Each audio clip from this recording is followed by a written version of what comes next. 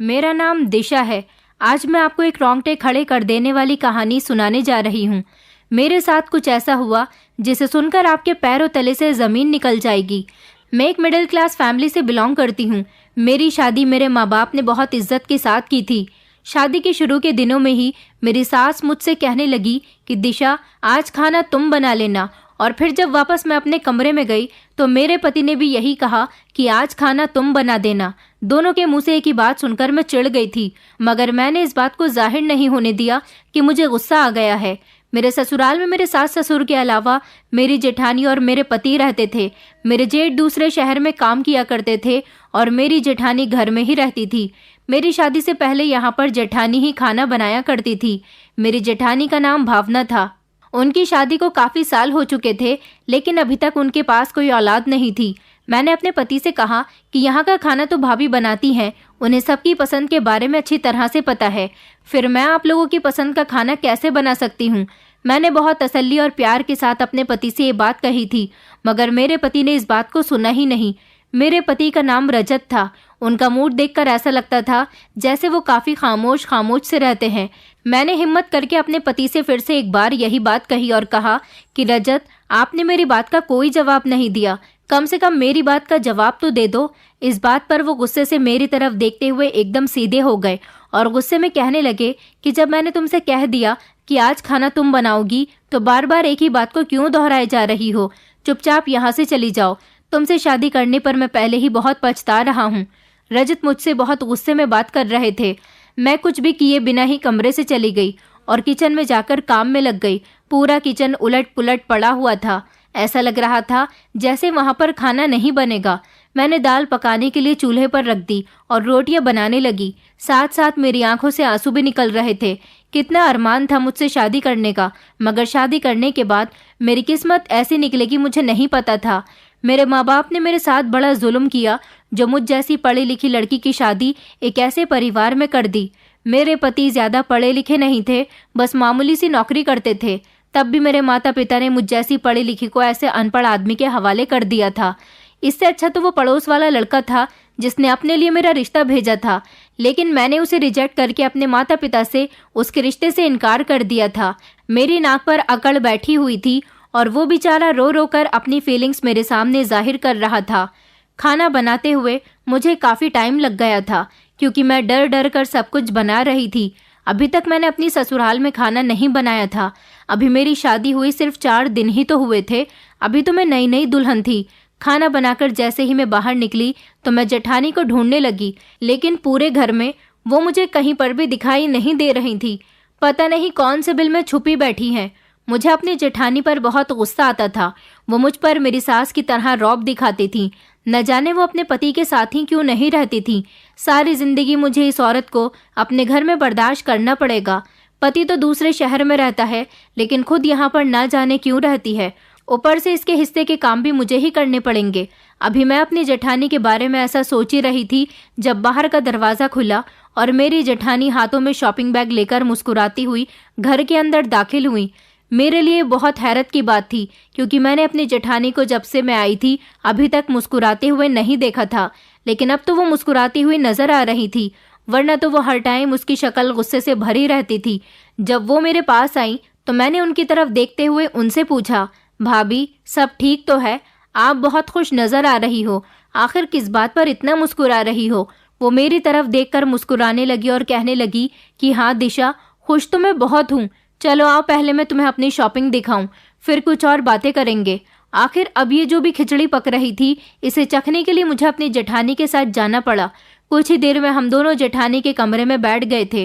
वो मुझे अपनी शॉपिंग का सामान दिखा रही थी। जैसी मेरी जेठानी की शक्ल थी उस हिसाब से तो ऐसा नहीं लगता था कि उनकी पसंद अच्छी होगी, लेकिन जब उन्होंने मुझे अपना सामान दिखाया तो उनकी पसंद बिल्कुल ही अलग थी, बल्कि बहुत अच्छी और शानदार पसंद थी, जो कि शॉपिंग की एक चीज़ से साफ नज़र आ रही थी।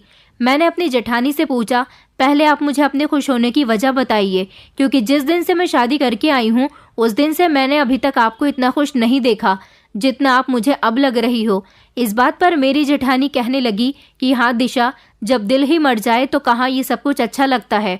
बस ये सब कुछ मेरे देवर की मेहनत का नतीजा है। बस 2-3 दिन बाद मैं अपने पति के पास जा रही हूँ। मेरे पति अकेले ही मुझे छोड़कर चले गए थे। अब उन्होंने मुझे खुद ही अपने पास बुलाया है। वो मेरी शक्ल तक देखना गवारा नहीं करते थे। कल उन्होंने मुझे फ़ोन किया और मुझसे माफ़ी मांग रहे थे। कह रहे थे कि मैं तुम्हारे बिना नहीं जी पा रहा, अब मुझे तुम्हारी बहुत ज़रूरत है। और फिर मुझे रजत ने भी कह दिया है कि भाभी, आपको भैया के बिना नहीं रहना चाहिए, आपको उनके पास चले जाना चाहिए। फिर मैंने अपनी जेठानी से पूछा कि भाभी, आपके बच्चे अभी तक क्यों नहीं हुए? क्योंकि उनके पति और उनके बीच बच्चे ना होने पर ही झगड़ा रहता था। मेरी जेठानी के बच्चे नहीं थे। उनकी शादी के 10 साल के बाद भी कोई औलाद नहीं हुई थी, तो इसलिए उनके पति उन्हें यहाँ अकेला छोड़कर दूसरे शहर नौकरी करने के लिए चले गए थे। मुझे तो लगता था कि भाभी सारी उम्र अपने पति के बिना ही यहाँ पर गुजारेंगी, जबकि मेरी सास ने कभी उनको इस बात का ताना नहीं दिया था। आखिरकार मेरी जेठानी को मेरी सास बहुत प्यार से ब्याह कर जो लाई थी।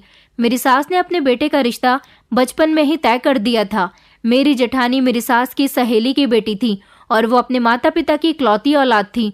उनके माता पिता भी काफ़ी सालों पहले गुजर चुके थे, इसलिए इस दुनिया में उनका ससुराल वालों के अलावा कोई नहीं था।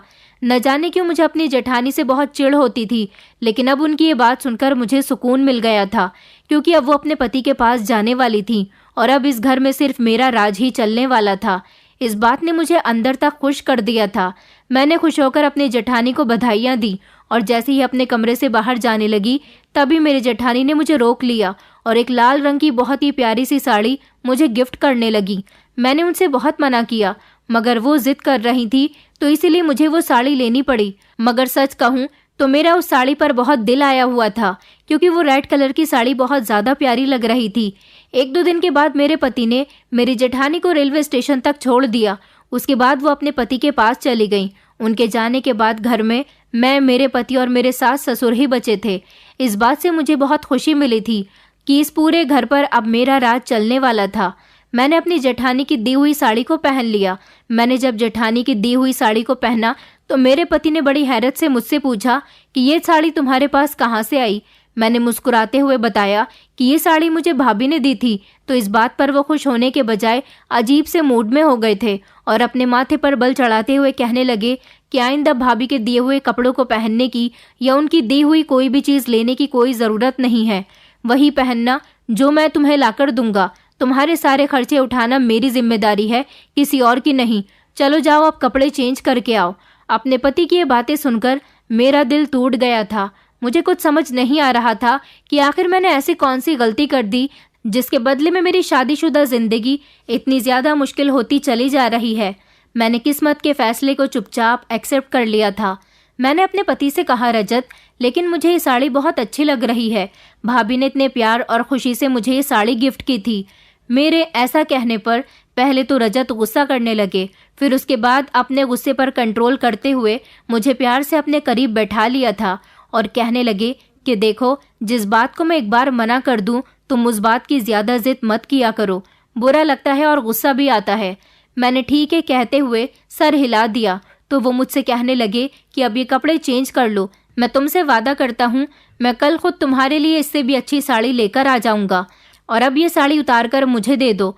अगर वो गुस्से से कहते तो शायद हम दोनों की बहस हो जाती, मगर जब रजत ने मुझसे प्यार से बात की तो मैं भी आराम से उठकर कपड़े चेंज करने चली गई थी। कुछ देर बाद मैंने वो रेड वाली साड़ी एक पॉली में करके अपने पति को दे दी थी। रजत ने चुपचाप वो पॉली अपने पास रख ली थी। अगले दिन मैं हैरान रह गई जब उन्होंने एक नया शॉपिंग बैग मेरे हाथ में लाकर दे दिया।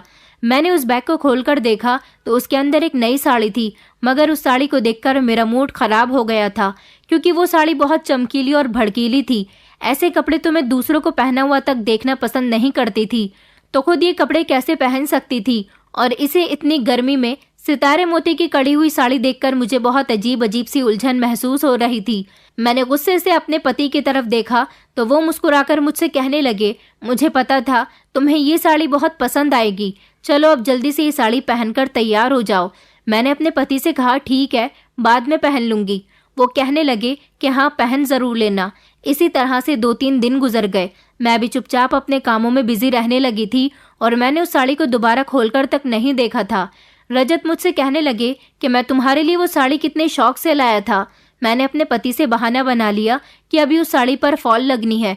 मेरे सर में बहुत दर्द हो रहा है, इसलिए मैं उसकी फॉल नहीं लगा पा रही। रजत ने चुपचाप उस साड़ी के बैग को अलमारी से निकाल लिया और घर से चले गए। उनके जाने के बाद मैं परेशान हो गई थी कि कहीं अब वो मुझसे नाराज नहीं हो गए हों। आखिर मैं पछतावा कर रही थी कि अगर मैं साड़ी पहन ही लेती तो क्या हो जाता। वैसे भी घर में कौन सा किसी ने देखनी है, बस पति का दिल बहल जाता। मगर मैं अब कुछ नहीं कर सकती थी। अब मैं खुद को कोस रही थी। रात को जब मेरे पति घर आए तो फिर उन्हीं के इंतजार में जाग रही थी कि मेरी वजह से बेचारे इतने दुखी हो गए थे। मगर मैं हैरान जब हुई जब रजत ने एक शॉपिंग बैग मुझे दिया और मुझसे कहने लगे कि इस बैग को खोलकर देखो। मैंने जैसे ही शॉपिंग बैग को खोलकर देखा तो उसके अंदर वही साड़ी थी जो दोपहर मेरे पति घर से ले गए थे। वो मुझसे कहने लगे कि देखो, अब मैं तुम्हारे लिए इस साड़ी को बिल्कुल रेडी करवा कर लेकर आया हूँ।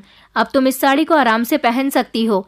मेरे दिल में और चमकीली भड़कीली साड़ी को पहनने का गम बिल्कुल खत्म हो गया था, क्योंकि मेरे पति मुझसे इतना प्यार करते थे। उन्होंने मेरी मोहब्बत में फौरन ही उस साड़ी को तैयार करवा दिया और इसी मोहब्बत की खातिर मेरे पति मेरे लिए साड़ी लेकर आए और उसको तैयार भी करवा दिया। मैं मुस्कुरा दी और फिर मैंने रजत से कहा कि कल नहाकर पक्का पहन लूंगी। अरे कल नहीं, बल्कि संडे के दिन पहन लूंगी, क्योंकि संडे के दिन आपकी भी छुट्टी होती है। मगर रजत कहने लगे कि नए कपड़े पहनने में देर नहीं करनी चाहिए, बस तुम कल ही मुझे ये साड़ी पहनकर दिखाना और अब मैं तुम्हारा कोई बहाना नहीं सुनूंगा। मैं अपने पति की बात को मान गई थी और अगले ही दिन सुबह सवेरे नहाकर मैं चमकीली साड़ी पहनकर तैयार हो गई थी। मुझे इंतजार था कि कब मेरा पति मुझे देखकर मेरी तारीफ करेगा, मगर ऐसा बिल्कुल भी नहीं हुआ।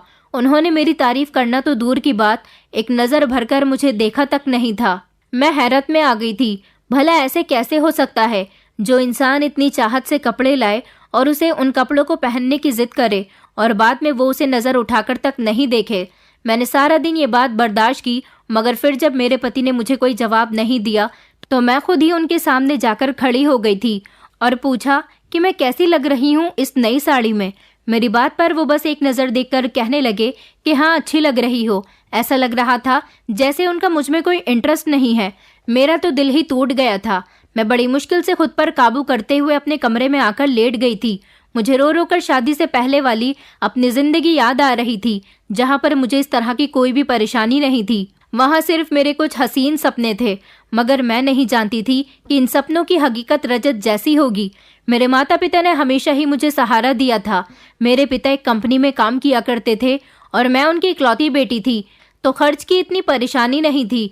मेरे पिता की आमदनी भी बहुत अच्छी थी, तो इसीलिए मेरे पिताजी ने हमेशा ही मुझे इंग्लिश मीडियम स्कूल में पढ़ाया था। अगर मैं उन्हें कहती कि मुझे किसी दूसरे स्कूल में एडमिशन करवा दो तो वो दोनों फौरन ही मेरी बात मान जाते थे। अच्छे स्कूल में पढ़ने के बाद उन्होंने मुझे अच्छे कॉलेज में भी एडमिशन दिलवाया था और फिर बाद में अच्छी यूनिवर्सिटी में मैंने फैशन डिज़ाइनिंग का कोर्स किया हुआ था, तो इसीलिए मुझे दुनिया के हर फैशन का एक्सपीरियंस अच्छी तरह से था। मैं अगर साड़ी भी पहनती थी तो बहुत स्टाइल के साथ पहनती थी, मगर मैंने कभी हद से बढ़कर फैशन नहीं किया था। वहीं मेरी यूनिवर्सिटी में एक लड़का मुझे बहुत पसंद करता था। वो मेरे पड़ोस में ही रहता था और मेरी ही यूनिवर्सिटी में पढ़ाई करता था। मैं उसे बिल्कुल पसंद नहीं करती थी, लेकिन वो बेचारा हमेशा अपने प्यार का इजहार करता रहता था। मैं उसके सामने हमेशा नखरे दिखाती रहती थी। उसने मुझे कई बार प्रपोज किया, मगर मैं हमेशा ही उसे डांट दिया करती थी। यहाँ तक कि उस लड़के ने मेरे लिए रिश्ता भी भेजा था। जब उसने मेरे लिए रिश्ता भेजा था तो मुझे इस बात का पूरा यकीन था कि मेरे पिता इस रिश्ते के लिए फौरन ही मान जाएंगे। मेरे पिता ने उस लड़की के रिश्ते पर ज्यादा ध्यान ही नहीं दिया था और ना ही मुझसे उसके बारे में कुछ पूछा था। मैं बहुत बेचैन हो रही थी कि मेरे पिता ने क्यों अभी तक कोई जवाब नहीं दिया। फिर बाद में मैंने उनसे खुद ही पूछ लिया था कि पड़ोस में रहने वाले शर्मा अंकल का बेटा, उसने मेरे लिए रिश्ता भेजा था। फिर क्या सोचा आपने उसके बारे में? मेरे पिता ने मुझे ऐसी नज़र से देखा कि मुझे शर्मिंदगी होने लगी और मुझसे कहने लगे कि क्या तुम्हारे कहने पर उस लड़के ने रिश्ता घर भेजा था? पिताजी की इस एक बात ने मुझे अंदर से घायल कर दिया था। ऐसा कुछ नहीं था, लेकिन मेरे माता पिता मुझे गलत समझ रहे थे। इस बात में मेरे माता पिता के सामने मेरी इमेज खराब कर दी थी। मैंने इनकार कर दिया और कहा कि नहीं पिताजी, मुझे उससे ऐसी कोई उम्मीद नहीं थी। वो मुझसे शादी करना चाहता है, वो ऐसा कह रहा था, तो बस मैंने उससे कह दिया कि अगर हिम्मत है तो मेरे घर रिश्ता भेज कर दिखाओ। इसलिए उसने हमारे घर रिश्ता भेज दिया। ये बात सुनकर मेरे पिताजी के चेहरे के एक्सप्रेशन बदल गए थे। मेरे पिताजी ने मेरे सर पर प्यार से हाथ रखा और कहने लगे कि मुझे पता था मेरी बेटी कभी भी ऐसा नहीं कर सकती। वो तो अपने माँ बाप की इज्जत का हमेशा ख्याल रखती है। चलो जवाब दे देंगे। जो भी हुआ फिलहाल मुझे सोचने के लिए टाइम चाहिए। मैं खामोशी से वहां से उठकर आ गई थी, मगर मेरे दिल में यही ख्याल चल रहा था कि वो बेचारा मेरे लिए कितनी मशक्कत कर रहा है। अब अगर मेरे माता पिता मान जाएंगे तो मैं उससे शादी कर लूँगी। भले ही मैं उसे पसंद नहीं करती थी, लेकिन मुझे उसकी ये हिम्मत बहुत पसंद आई थी कि उसने मेरे एक बार के चैलेंज देने पर ही मेरे घर रिश्ता भेज दिया था। इसका मतलब वो मेरे लिए कुछ भी कर सकता था। अगले दिन उस लड़के ने मुझे बताया कि तुम्हारे पेरेंट्स हम दोनों की शादी के लिए राजी होते हुए लग रहे हैं। देख लेना, वो दोनों जल्दी हमारी शादी के लिए मान जाएंगे। मैं तो वैसे भी अपनी पढ़ाई में बिजी थी, इसलिए मुझे उस पर कम ही ध्यान देना पड़ रहा था। एक दिन वो मेरे पास आया और मुझसे कहने लगा, क्या हुआ, तुम्हारे पेरेंट्स ने हमारे रिश्ते के बारे में क्या सोचा? मैंने उसे उलझन में डाल दिया और कहा कि देखो, अब तुम्हारी किस्मत शायद चमक ही जाए। ये सुनते ही वो बहुत खुश हो गया था और खूब जोर जोर से हंसने लगा और मैं शर्माती हुई उसके पास से चली गई थी। वो पूरा दिन मेरा बहुत अच्छा गुजरा था, मगर जब घर पहुंची तो मेरी सारी खुशी बेकार रह गई थी। मेरी माँ ने मुझे बताया कि मेरे पिता अपने दोस्त के घर गए हुए हैं, जबकि मैं चाहती थी कि मेरे पिताजी जल्द से जल्द उस रिश्ते के लिए हाँ कर दें। पिताजी शाम के टाइम जब अपने दोस्त के घर से वापस आए तो वापसी पर उनके साथ एक और आदमी और उनका बेटा भी था। पिताजी ने हम दोनों माँ बेटी को उनसे मिलवाने के बाद माँ से कुछ अकेले में बात करने के लिए चले गए। मैंने देखा कि मेरी माँ और पिताजी आपस में कुछ बातें कर रहे थे, लेकिन मेरी माँ इनकार करते हुए बार बार अपना सर हिलाए जा रही थी, जैसे वो किसी बात के लिए मना कर रही हो। और कुछ देर के बाद जब उन दोनों की बात पूरी हो गई तो मेरे पिताजी ने मुझे अकेले में बात करने के लिए बुलाया और मुझसे पूछा कि दिशा बेटी, अगर मैं तुम्हारी जिंदगी का कोई फैसला करूंगा तो वो तुम्हें स्वीकार करना पड़ेगा। इस बात पर मेरा दिल जोर जोर से धड़कने लगा था। न जाने मेरे पिताजी मेरी जिंदगी का ऐसा कौन सा अहम फैसला करने जा रहे थे। अगर मुझे पता होता कि वो फैसला रजत के साथ शादी की हालत में मेरे सामने आ जाएगा तो मैं कभी भी इस शादी के लिए राजी न होती। वैसे भी शुरू शुरू में तो सब अच्छे ही होते हैं, शादी के बाद ही पता चलता है कि कौन कैसा होता है। उस टाइम मुझे अंदाज़ा नहीं था कि मैं फैशनेबल और पढ़ी लिखी होने के बावजूद भी मैं अपने माता पिता को इनकार कर सकती थी। मैंने उस टाइम अपने पिता की बात मान ली थी और अपने पिता के फैसले को मंजूरी दे दी थी। जब मुझे एक और झटका लगा कि जब मेरे पिता ने मुझे बताया कि तुम्हारी शादी 1 घंटे बाद ही मंदिर में हो रही है। ये सुनकर तो मेरे पैरों तले से ज़मीन निकल गई थी। न जाने मेरे माता पिता को मेरी शादी की इतनी जल्दी क्यों थी। अगर मुझे इस रिश्ते के लिए तैयार ही कर लिया था तो शादी करने में इतनी जल्दबाजी किस बात की थी। मेरे पिता अपने दोस्त के बेटे से मेरी शादी करना चाहते थे और 2 घंटे के बाद ही मेरा उसके साथ मंदिर में शादी करने का प्रोग्राम फिक्स हो गया था। मैंने अपनी इस जल्दबाजी की शादी पर एक्शन उठाना चाहा, लेकिन मेरे कुछ भी कहने का मेरे पिता पर कोई असर नहीं हुआ। जबकि मेरी माँ मेरी बात को समझ रही थी, मगर वो बेचारी मुझे तसल्ली देने के अलावा और कुछ नहीं कर सकती थी। लेकिन शादी से पहले मैंने एक सवाल अपने पिता से ज़रूर किया था कि आखिर ऐसी कौन सी आफत आ गई है कि आप अपनी पढ़ी लिखी बेटी को इस गवार आदमी के हाथों में सौंप रहे हो। जिस पर मेरे पिता कहने लगे कि मैं चाहता हूँ कि मेरी बेटी ऐश करे। मेरे लिए पढ़ा लिखा होना ज़रूरी नहीं है, बल्कि इंसान का अमीर होना बहुत ज़रूरी है। इन दोनों भाइयों का अच्छा काम है और इनके पास ज़मीन जायदाद बहुत कुछ है। ऊपर से मेरी इस दोस्त का मुझ पर बहुत एहसान रहा है। मेरे पिता के मरने के बाद इसने मुझे अपना भाई बनाकर मेरी हर ज़रूरत का ख्याल रखा था।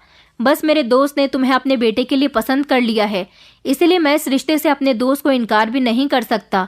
मुझे पता है कि मेरी बेटी अपने पिता का हर फैसला अपनी सराखों पर रखती है, इसलिए मेरी बेटी कभी भी मेरी बात को टाल नहीं सकती।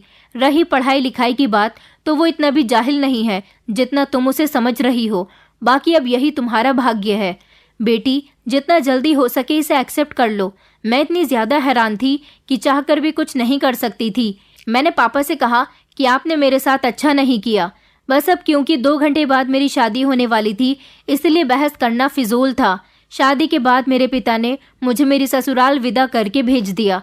उस टाइम मेरी माँ ने मुझे समझाया था कि दिशा, अब जो कुछ भी हो चुका है उसे एक्सेप्ट कर लो।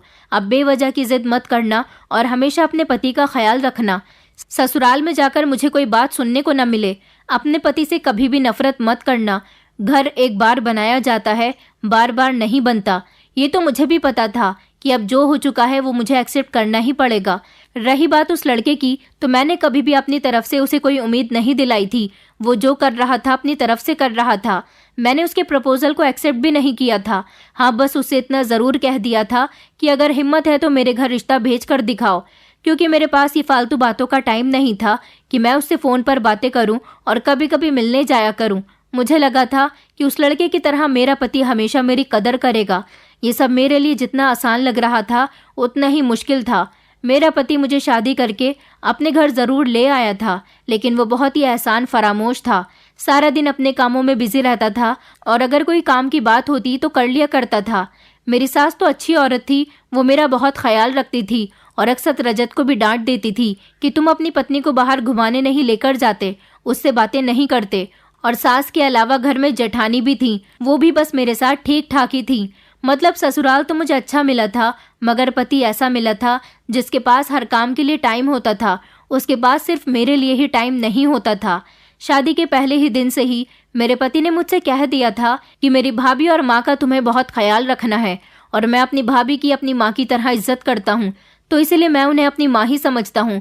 और अगर जिस दिन तुमने मेरी भाभी के साथ किसी भी तरह की कोई बदतमीजी करने की कोशिश की तो वो दिन तुम्हारा इस घर में आखिरी दिन होगा। और वैसे भी कुछ दिन के बाद भाभी भैया के पास जाने वाली हैं, इसलिए तुम उनके साथ इज्जत से पेश आना। उसी दिन से मेरे दिल में मेरी जेठानी के लिए दरार पैदा हो गई थी और मैंने सोचा कि जिस औरत का पति उससे इतने सालों से दूर रहा है तो वो अब क्यों अपनी पत्नी को अपने पास बुलाएगा। मुझे अपने पति पर गुस्से के साथ साथ हंसी भी आ रही थी, मगर मेरी हैरत और खुशी का पता तो उस दिन चला जब शादी के कुछ दिनों के बाद ही मेरी जेठानी अपने पति के पास चली गई थी। यानी मेरे अंदर मेरी जेठानी को लेकर जितनी भी चिढ़ और नफरत थी वो एकदम से ही खत्म हो चुकी थी। उनके जाने के बाद मुझे घर में अजीब अजीब सा लगने लगा था। ऐसा लगता जैसे इस घर में कुछ अजीब हो रहा है, कुछ अनहोना सा हो रहा है, ऐसा जो हमारी जिंदगियों के लिए बिल्कुल भी अच्छा नहीं है। मेरे अंदर बचपन से ही आदत थी कि अगर मेरे साथ कुछ बुरा होने वाला होता या मेरे आसपास कुछ ऐसा हो रहा होता जो ठीक नहीं है, मुझे उसका अंदेशा पहले से ही होने लगता था। मुझे इंसानों से एक दो बार मिलकर ही पता चल जाता था कि ये मेरे लिए अच्छा नहीं है। मगर अजीब बात तो ये थी कि अपने ससुराल वालों में से मुझे अपनी सास और अपनी जेठानी से मिलकर ऐसा वैसा कुछ भी महसूस नहीं हुआ था। मैं खुश थी, मगर जब जब मेरे पति से सामना होता तो मुझे यही लगता कि ऐसे इंसान से शादी करके मैंने बहुत बड़ी गलती की है और अब मेरी जिंदगी में कुछ अनहोनी सी होने वाली है। जबकि रजत ज्यादा गुस्सा नहीं करते थे, वो बस सीरियस रहते थे और अपने काम से काम रखते थे। लेकिन पता नहीं क्यों मुझे हर टाइम उन्हें देखकर यही लगता रहता था कि जैसे कुछ तो बुरा होने वाला है और मुझे भी जानबूझकर इस बुरे खेल का हिस्सा बना दिया गया है। मगर मैं चाहने के बावजूद भी अंदाजा नहीं कर पा रही थी कि आखिर क्या हो सकता है। फिर मैंने बातों ही बातों में अपनी सास से बहुत कुछ उगलवाने की कोशिश की, मगर मेरी सास बहुत ही सीधी औरत थी, बहुत मासूम। वो बस मेरे ख्याल में ही कमजोर होती चली जा रही थी। ऐसा लगता था कि बड़ी बहू से ज्यादा उन्हें मेरी फिक्र रहती है। उन्हें भी अपने बेटे की हरकतों से बहुत ज्यादा चिढ़ थी। माँ जैसी भी हो, लेकिन अपने बेटे को बुरा नहीं कह सकती थी। ये सब मेरी जेठानी के जाने के बाद से ही शुरू हुआ था। जब से वो इस घर से गई थी, मेरा दिल चाहता था कि मैं भी इस घर से दूर भाग जाऊं, किसी वीराने में चली जाऊं, मगर ऐसा बिल्कुल भी मुमकिन नहीं था। माँ के कहने के मुताबिक मुझे यहीं पर रहना था, फिर चाहे कुछ भी होता। और अब जब रजत के कहने पर मैंने नई साड़ी पहनी और उन्होंने मुझे देखना तक पसंद नहीं किया तो एकदम से मेरा दिल टूट गया। मुझे लगा था शायद अब रजत मुझ में इंटरेस्ट लेने लगे हैं, मगर ऐसा नहीं था। मैंने कमरे में आकर अपने कपड़े चेंज कर लिए थे, मगर रजत को इससे भी कोई फर्क नहीं पड़ा था। मैं भी सैड हो गई थी और मैंने समझौता कर लिया था कि यही अब मेरी जिंदगी है और मुझे इसी तरह से गुजारनी है। मगर हैरत की बात तो ये, क्योंकि अगले ही दिन मेरे पति फिर मेरे लिए एक नई साड़ी लेकर आए जो कि पहले की जैसे ही भड़कीली और चमकीली थी। मैंने हैरत से अपने पति से पूछा कि आप ये क्यों लेकर आए हो, तो वो कहने लगे कि बस मेरा दिल करता है कि अपनी पत्नी को बना सवरा देखूं। मैंने अपने पति से उन्हीं की शिकायत की कि पहले भी जब मैंने आपके कहने पर नई साड़ी पहनी थी तो आपने मुझे देखना तक पसंद नहीं किया था, फिर अब क्या हुआ। इस पर वो मुस्कुराते हुए कहने लगे कि वैसे ही तंग कर रहा था तुम्हें, चलो कल अच्छी तरह से तैयार रहना। मैं भी खुश हो गई थी और दूसरे दिन फ्रेश होकर नई साड़ी पहन ली। पिछली बार की तरह इस बार भी मैं दिल लगाकर तैयार हुई थी, मगर जब कपड़े पहने तो उनमें से न जाने किस तरह की गंदी गंदी बदबू आ रही थी। मैंने कपड़ों को गौर से देखा तो ऐसा लग रहा था जैसे वो किसी की उतरन थे। मुझे उस साड़ी से बहुत घिन महसूस हो रही थी। मैंने अपने पति से कहा कि ये कैसे कपड़े उठाकर लाए हो, तो मेरे पति हिचकिचाते हुए मुझसे कहने लगे कि ये साड़ी मैं किसी बड़े मॉल से नहीं बल्कि एक छोटी सी दुकान से ही लेकर आया हूँ। दुकान पर तो ऐसे ही कपड़े मिलते हैं, और ये जो तुम बदबू की बात कर रही हो सकता है तुम्हें वो बदबू कहीं और से आ रही हो। मेरे पति ने मुझे तसल्ली दी, मगर मैं बिल्कुल भी उनकी बात समझने के लिए तैयार नहीं थी। रजत कहने लगे कि क्या तुम मेरी ख्वाहिश पूरी नहीं कर सकती हो? मैंने चुपचाप वो साड़ी पहन ली। इस बार रजत ने मेरी तारीफ भी की। मुझे बिल्कुल भी अच्छा नहीं लग रहा था। बार बार इस साड़ी से मुझे इरिटेशन फील हो रही थी। अब हर संडे मेरा पति ऐसा ही करने लगा था। हर संडे के दिन वो मुझे एक चमकीली सी साड़ी लाकर देते थे और उसको पहनने के लिए कहते थे, जो मुझे पहननी पड़ती थी। अपने पति के कहने की खातिर मुझे हर वो काम करना पड़ता था जो मेरे पति मुझसे कहते थे। लेकिन एक दिन कुछ अजीब सा हुआ। मेरे पति ने मुझे एक बहुत खूबसूरत लहंगा लाकर दिया। ये लहंगा भी बहुत चमकीला था और उन साड़ियों से बिल्कुल अलग था जो वो लेकर आते थे। मेरे पति ने मुझसे कहा कि हर हाल में तुम्हें ये लहंगा पहनना ही पहनना है। मैंने उनसे हैरानी से पूछा कि आखिर ऐसा क्यों? मैंने अपने पति से कहा कि साड़ी पहनना एक अलग बात है, लेकिन ये लहंगा मैं बेवजह ऐसे घर में नहीं पहन सकती। किसी अच्छे मौके पर मैं लहंगा पहन लूंगी। मगर मेरे पति कहने लगे कि तुम बिन मौके के नहीं पहन सकती, लेकिन मेरी खातिर कल तुम्हें पहनना ही पड़ेगा। बस कल वादा करो कि तुम ये लहंगा पहनोगी, फिर मैं तुम्हें एक बात बताऊंगा। मेरे पति ने मुझे उलझन में डाल दिया था। मैंने अपने पति से वादा कर लिया कि चाहे कुछ भी हो जाए, मैं हर हाल में कल यही लहंगा पहनूंगी। उसके बाद मेरे पति अफसोस में आकर कहने लगे कि दिशा, मुझे माफ कर देना। आज तक मैंने तुम्हारे साथ जो कुछ भी किया, मैंने तुम्हारे साथ बहुत गलत किया है। मैंने अपने पति से कहा कि आप ये क्या कह रहे हैं? रजत कहने लगे, क्योंकि कल मैं मर जाऊंगा, इसलिए तुम्हारी तरफ से मुझे बहुत अफसोस हो रहा है और मैं तुमसे पहले ही माफी मांग कर जाना चाहता हूँ। मुझे लगा मेरे पति मजाक कर रहे हैं। आखिर ऐसा कैसे हो सकता है कि अपनी मौत के बारे में इंसान को पहले ही पता चल जाए? मैंने अपने पति से कहा कि आप मजाक तो अच्छा कर लिया करो, और ये कहकर मैं वहां से चली गई थी। एक तरह से मैंने अपने पति के सामने अपनी नाराजगी का इजहार भी कर दिया था। उसके थोड़ी देर के बाद मेरे पति ने ना मुझे बुलाया और ना ही मुझे मनाने की कोशिश की। उस समय मैं भी अपने कमरे में लेटी हुई रोती रही और ना जाने कब रोते रोते मैं सो गई, मुझे पता ही नहीं चला। मगर मेरी जेठानी की आवाज से मेरी आंख खुल गई। मैंने देखा कि मेरी जेठानी और मेरी नंद आपस में खड़ी हुई गले मिलकर खूब जोर जोर से रो रही हैं। और जब मैंने अपने पति की तरफ देखा तो वो न जाने रात के किस टाइम पर इस दुनिया को छोड़कर चले जा चुके थे। ये देखकर मेरे पैरों तले से जमीन निकल गई थी और मैं खुद पर काबू नहीं रख पाई। बेशक मुझे अपने पति से मोहब्बत नहीं थी, मगर वो मेरे पति थे, मेरे हमसफर थे, जिनके घर में मुझे सहारा मिला था। ऊपर से रात को उन्होंने मुझसे जो कुछ भी कहा था वो दोबारा से मेरे दिमाग में आने लगा था।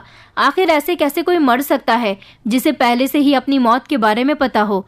बस यही बात बार बार मेरे दिमाग में घूम रही थी और मैं चाहकर भी इस बात को अपने दिमाग से नहीं निकाल पा रही थी। इस टाइम मेरे दिमाग में मेरे पति की आखिरी ख्वाहिश आई तो मैंने वही लहंगा पहन लिया और दुल्हन बनकर तैयार हो गई। मगर मेरे दुल्हन बनने की देर थी कि औरतों ने मुझे ताने मारना शुरू कर दिया था। मेरे मौत के पति के बारे में सुनकर घर में सारे लोग इकट्ठे हो गए थे और अपने पति की अर्थी के सामने मैं दुल्हन बनी बैठी थी। मेरी सास और जेठानी भी मुझे बहुत बुरा भला कह रही थी, मुझे कोस रही थी। उन दोनों ने मुझे घर से निकाल दिया। मेरी जेठानी मुझसे कहने लगी कि तुम यही चाहती थी कि मेरा देवर मर जाए और तुम्हें आज़ादी मिल जाए। देखो अब मेरा देवर मर गया है, अब तुम यहाँ क्यों बैठी हो? दुल्हन बनी हो तो बाहर जाकर अपने शौक पूरे करो। उनकी बातें सुनकर मैं हैरान रह गई थी और खामोशी से उनकी बातें सुन रही थी, मगर मेरे पास एक बात का भी जवाब नहीं था। मैं घर से निकल गई। जैसे ही घर से निकली और थोड़ी दूर जाकर मुझे अपने लहंगे में कुछ चुभता हुआ महसूस होने लगा था। मैंने जब देखा कि आखिर क्या चुभ रहा है तो मेरी जान निकल गई और वापस मैं पलटी ताकि जल्द से जल्द जाकर अपनी सास को अपनी जेठानी की हकीकत बता सकूं। तभी अचानक एक कार मेरे सामने आई और मुझे टक्कर मारकर चली गई, जिससे मैं जमीन पर पेट के बल गिर गई। सड़क के लोग ही मुझे उठाकर डॉक्टर के यहाँ ले गए थे। डॉक्टर ने जब मेरा चेकअप किया तो मुझे ज्यादा चोट तो नहीं आई थी, मगर डॉक्टर ने खबर सुनाई जिसे सुनकर मेरी दुनिया ही बदल गई थी। डॉक्टर ने बताया कि मैं प्रेग्नेंट थी और गिरने की वजह से मेरे पेट में बुरी तरह से चोट लग गई, जिससे मेरा मिसकैरेज हो गया। लेकिन अभी इस टाइम पर रोने के बजाय मुझे घर जाकर अपनी जेठानी की हकीकत बतानी थी। जब मैं घर पहुंची तो मेरे पति की अर्थी को लोग उठा रहे थे। मैंने उन्हें मना कर दिया और अपनी जेठानी से कहा कि मेरे पति की जान तुम्हारी वजह से गई है। वो हैरानी से कहने लगी कि मुझ पर इतना बड़ा इल्जाम क्यों लगा रही हो। फिर मैंने उनके सामने वो कागज निकाला जो लहंगे में खुफिया तौर पर छुपाया गया था। उस पर साफ साफ लिखा हुआ था कि लहंगे पर काला जादू का इस्तेमाल किया जा रहा है। जिस लड़की को भी ये पहनाया जाएगा वो ये लहंगा ना पहने, क्योंकि इसको पहनने से उसकी प्रेगनेंसी खत्म हो सकती है। हम मजबूर हैं, मगर खुफिया तौर पर इस लड़की की मदद कर रहे हैं। ये लहंगा मेरे पति ने मेरे लिए बनवाया था ताकि वो मेरी प्रेगनेंसी को ख़त्म करवा सकें और मेरे बच्चे को अपनी भाभी की गोद में डाल सकें। काले जादू से अपने पत्नी का बच्चा किसी और की कोख में डलवाना इतना ज़्यादा मुसीबत भरा काम था कि इसमें किसी की जान भी जा सकती थी। ये सुनकर मेरी जेठानी फूट फूट कर रोने लगी, क्योंकि मेरे पति अपने भैया भाभी से बहुत प्यार करते थे और उनको कभी भी दुखी नहीं देखना चाहते थे। उनके भैया भाभी में औलाद की वजह से हमेशा आपस में लड़ाई झगड़े रहा करते थे।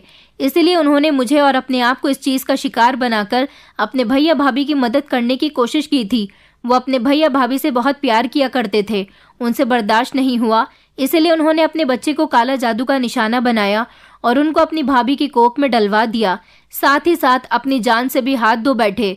मेरे पति अपने भैया भाभी की वजह से इन कामों में पड़ गए थे। उनकी मौत काले जादू की वजह से हुई थी, लेकिन मेरा मिसकैरेज होना एक हादसा था। बच्चा तो खत्म हो चुका था, मगर अब सब कुछ बदल चुका था। मेरे पति ने अपनी जान गंवा दी थी और मेरे बच्चे की भी जान चली गई थी। अब मैं उस घर को छोड़कर चली आई हूँ, क्योंकि मेरे पति ने कभी भी मेरे बारे में नहीं सोचा। हमेशा ही उन्हें अपनी भाभी की फिक्र रहती थी।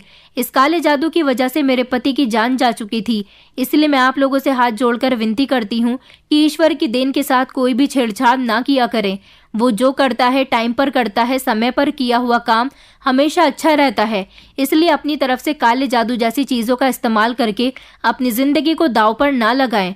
दोस्तों, उम्मीद करती हूँ आपको हमारी कहानी पसंद आई होगी। कहानी पसंद आई है तो वीडियो को लाइक करें, चैनल पर नए हैं तो चैनल को सब्सक्राइब करें और हाँ, नोटिफिकेशन बेल को ज़रूर दबाएं ताकि अगली अपडेट सबसे पहले आपको मिले।